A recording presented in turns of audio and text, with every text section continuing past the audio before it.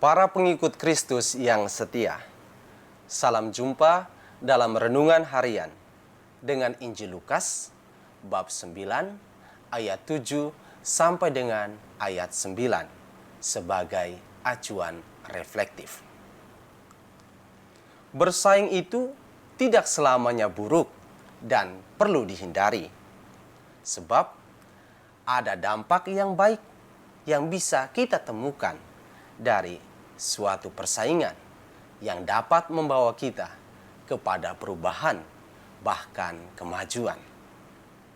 Sebagai contoh, bila tidak ada persaingan ilmiah antara para ilmuwan yang berpendapat bahwa bumi itu bulat dan ilmuwan yang berpendapat bahwa bumi itu datar, maka bentuk bumi itu tidak pernah akan kita ketahui dengan baik.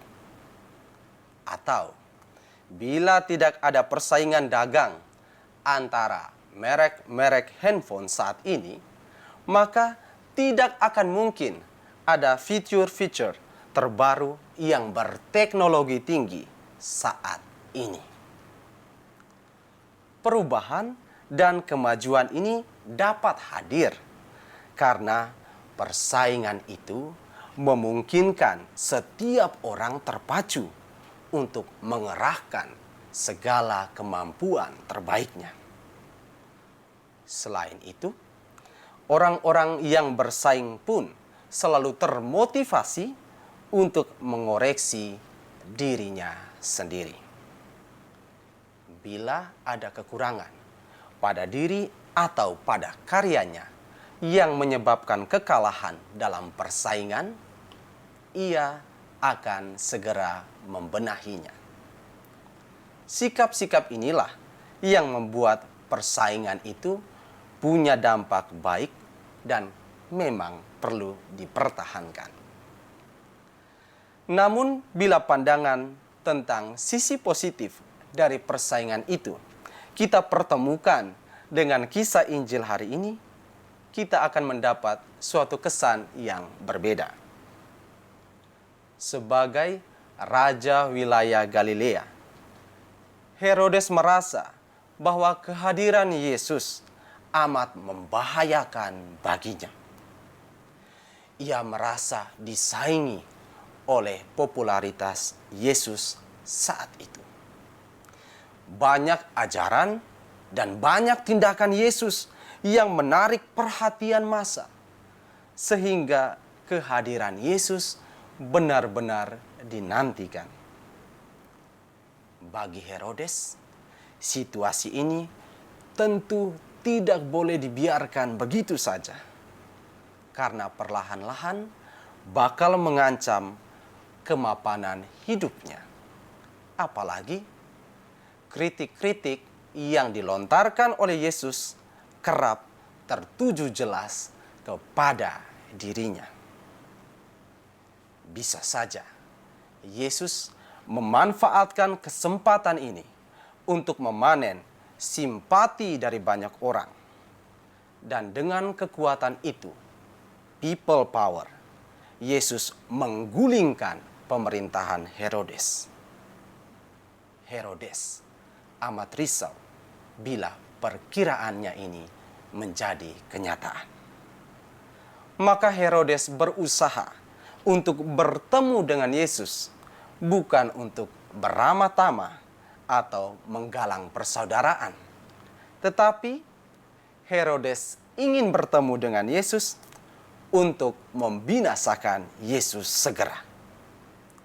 Herodes tidak mau ia bersaing dengan Yesus karena ia tidak mau segala kekurangan dirinya terungkap.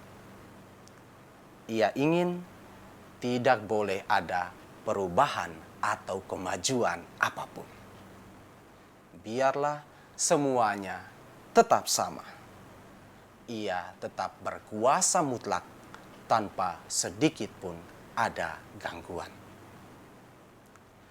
Para pengikut Kristus yang setia, kita tidak bisa mengingkari bahwa dalam hidup harian kita selalu berhadapan dengan persaingan.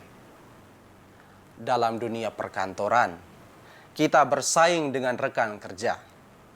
Dalam dunia bisnis, kita bersaing dengan pengusaha lain.